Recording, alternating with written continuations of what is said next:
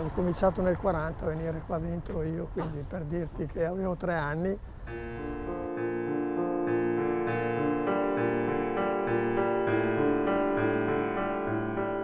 Prima si facevano le feste da ballo, quelle eleganti.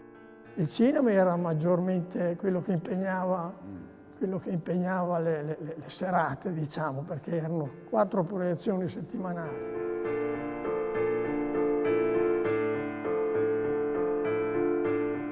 Io dico che è un posto che dovremmo fare in modo che si riviva, che si viva, che la gente crei le condizioni per viverci dentro.